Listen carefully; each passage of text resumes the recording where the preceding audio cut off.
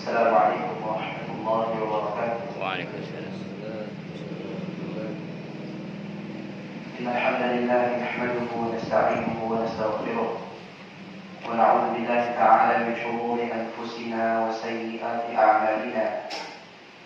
من يهده الله فلا مضل له ومن يضلل فلا هادي له.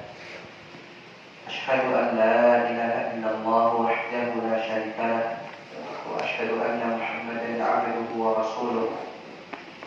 اللهم صل وسلم على عبدك ورسولك محمد وعلى آله وأصحابه ومن اتبع هداه إلى يوم الدين وسلم تسليما كثيرا. أما بعد،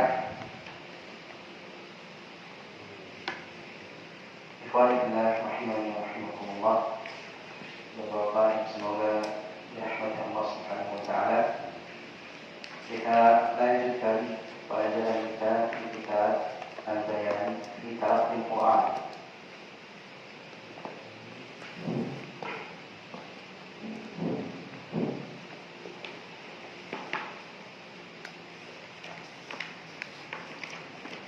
Sampai kepada sifat takrir, ya Pak.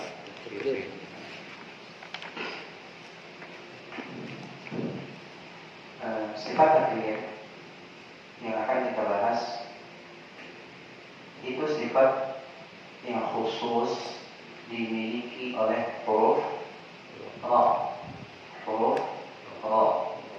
Nah, takrir secara bahasa adalah sesuatu yang lebih dari sekali, artinya pengulangan, lebih dari sekali. Adapun menurut istilah adalah bergetarnya ujung lidah ketika mengucapkan huruf ra. Bergetarnya ujung lidah ketika mengucapkan huruf ra. Dengan getaran yang seperti apa? Dengan getaran yang lembut. Getarannya lembut, bukan kasar. Kasar itu seperti apa? Itu kasar. Akibat sempitnya makhraj, sempitnya makhraj.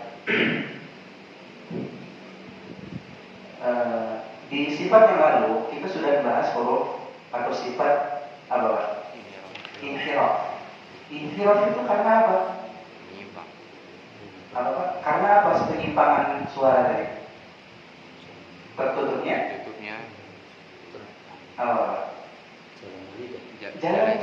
jalan suara, makhraj. Nah, ada huruf apa? Lam dan ra. Kalau itu rapat sekali, makhrajnya itu rapat sekali. Nah, getaran yang kita bahas pada hari ini atau sifat takrir yang kita bahas pada hari ini itu diakibatkan oleh sempitnya makhraj tersebut. Sempit.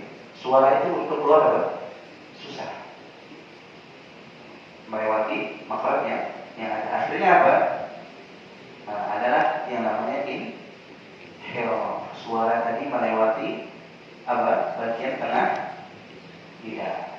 Kita sudah sebutkan bagian yang menempel ketika mengucapkan huruf ra itu bagian apa? Apa Pak? Ujungnya? Kiri kanan. Nah, bagian bisa dilihat di gambar yang sebelah kiri. Bagian kanan dan kiri lidah. Bagian kanan dan kiri lidah, dan itu termasuk ujung ya Pak. Ujungnya cuma ujung bagian sisi kanan dan sisi kiri. Bisa dilihat di gambar protokol. Dilihat, nah itu bagian ujung lidah yang menempel. Cuma bagian tengahnya itu kosong seperti itu, tidak menempel, keluar suara dari celah tersebut, dari celah tersebut.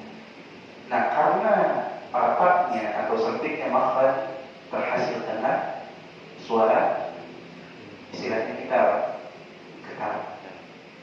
Suara getar. Nah, itulah sifat takrir. Nah, perlu diperhatikan di sini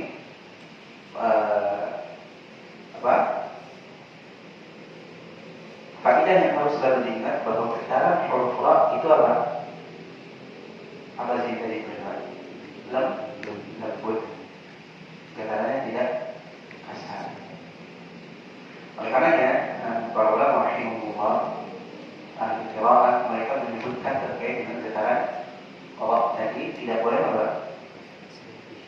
Kasar atau tidak boleh banyak-banyak getarannya. Dan nanti kita akan sebutkan beberapa faedah terkait dengan masalah ini. Beliau membawakan perkataan Imam Ibnu Jazari rahimahullah taala, warra wa bitakrir ju'il. Dan huruf ra dijadikan memiliki sifat takrir. Jadi ra memiliki sifat takrir. Itu yang kita sudah sebutkan di atas. Kemudian kita masuk ke faedah sifat takrir. Penulis membawakan di sini satu faedah. Sebagaimana diketahui bersama bahwa sifat takrir, getaran yang ada pada huruf ra adalah getaran yang lembut. Nah, ini catatan penting. Maka hendaknya seorang qari berhati-hati dari melakukannya. Ketika menggetarkan suaranya, hati-hati. Jangan sampai getarannya jadi getaran yang kasar. Di sini diberikan poin. Berlebih-lebihan dalam menampakkan getaran pada huruf ra sehingga seolah-olah huruf ra ada lebih dari satu. Nah, maksudnya apa? Kayak terlalu lama getarnya, terlalu banyak. Seolah-olah apa? Ada beberapa ra di situ. Karena apa? Pengulangan getaran tadi. Ulang getaran terus. Terkadang kita menyebutkannya ada yang seperti itu. Kan dulu baru disebutkan benar atau salah? Salah. Ini tidak masuk kategori ro yang lembut pembacaannya, yang lembut getarannya. Contoh dalam pengucapan wanhar diucapkan menjadi wanhar. Fasalli li rabbika wanhar. Kebanyakan. Itu bukan roh yang lembut getarannya. Jadi kalau orang-orang Indonesia umumnya, kita umumnya mudah yang kayak gitu, menggetarkan apa? Roh sebanyak-banyaknya. Tapi perlu diperhatikan di sini catatan, tidak seperti itu mereka orang Arab atau Nabi Sallallahu Alaihi Wasallam mengucapkan huruf roh. Paham ini Pak ya? Maksudnya Pak ya? Nah. Yang kedua, berlebih-lebihan dalam menyembunyikan getaran pada huruf roh. Jadi disamarkan getaran lo. Nempelnya itu belum getar tadi. Saking apa? Bersungguh-sungguhnya untuk menyembunyikan getaran. Dan ini juga salah. Atau kalau bahasa kita apa? Cedera apa? Inggris punya. Arro. Berarti apa ini kalau bedanya nggak ada? Ada yang seperti itu? Ada. Arro. Nah, makhrajnya pun sama. Untuk menghindari apa? Banyaknya getaran tadi sampai apa? Nggak ditempelkan dengan Allah atau arro seperti yang terkadang dilakukan oleh anak-anak. Sehingga seolah-olah sedang mengucapkan huruf dal atau to. Ini malah apa? Lebih mungkin suaranya berbeda lagi. Hanya nempel cuma nggak ada getar. Allah ada, cuma lebih mirip ke apa? Vokalnya agak susah mendapat. Nggak ada getarnya ini. Karena makhrajnya itu berdekatan. Makhraj huruf ra dengan makhraj huruf dal dan to itu berdekatan.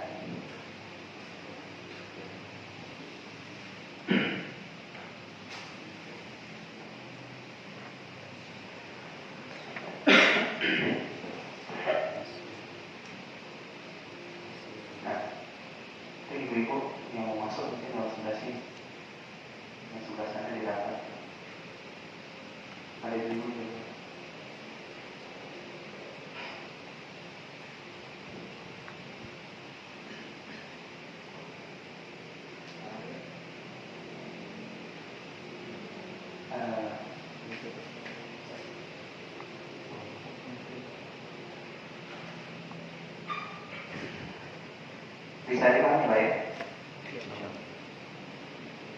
Tadi cuma insya Allah kalau dari segi kita ketika menjauhkan atau menghilangkan getaran itu nggak sampai seperti poin ini, soalnya nggak sampai dal atau kok mengucapkannya.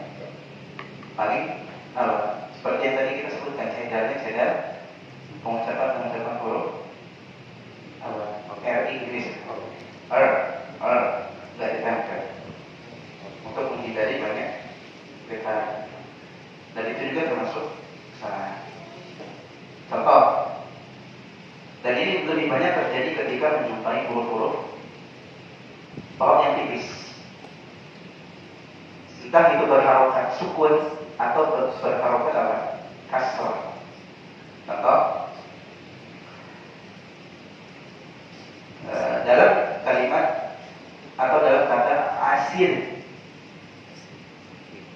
yaumun asir, roknya itu ada sir, il, asir, terdengar ada rok, asir, ada apa ya? Asir. Nah, cuma terkadang berlebihan untuk menipiskan kemudian menyembunyikan getaran tadi sehingga terucap seperti dal atau kok, asir, untuk menghindari banyak getaran tadi. Nah, akhirnya salah. Tetap harus ada getarannya. Asir, cuma ditipiskan, dikurangi adarnya. Bisa dipahami ya Pak? Nah, jadi catatan di dalam pengucapan huruf ra memiliki sifat takrib. Cuma perlu diperhatikan, takribnya, getarnya itu getaran yang lembut. Nah, ada dua kesalahan di sini. Yang pertama, ketika mengucapkan getarannya dengan getaran yang berlebihan, berulang terlalu banyak, atau katakanlah getaran yang kasar, sehingga seolah pengucapan roknya itu banyak padahal cuma satu.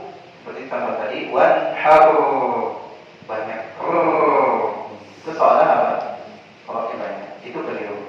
Yang kedua, kekeliruannya di dalam menyembunyikan getaran. Niatnya ingin disedikitkan getarannya biar tidak terlalu banyak, tapi malah hilang semua. Akhirnya mirip pengucapannya dengan dal atau to. Seperti misalkan tadi asif, hilang getarannya. Harusnya dibaca asir, masih ada getarannya. Nah, itu pelajaran terkait dengan huruf ra. Ada pertanyaan sebelumnya?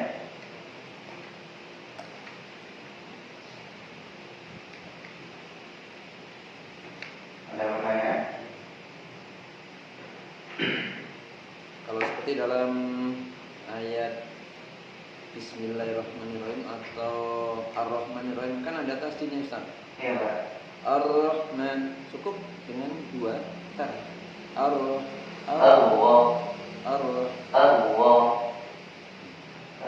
Berikan getaran tadi sesuai dengan lamanya mengalir suara.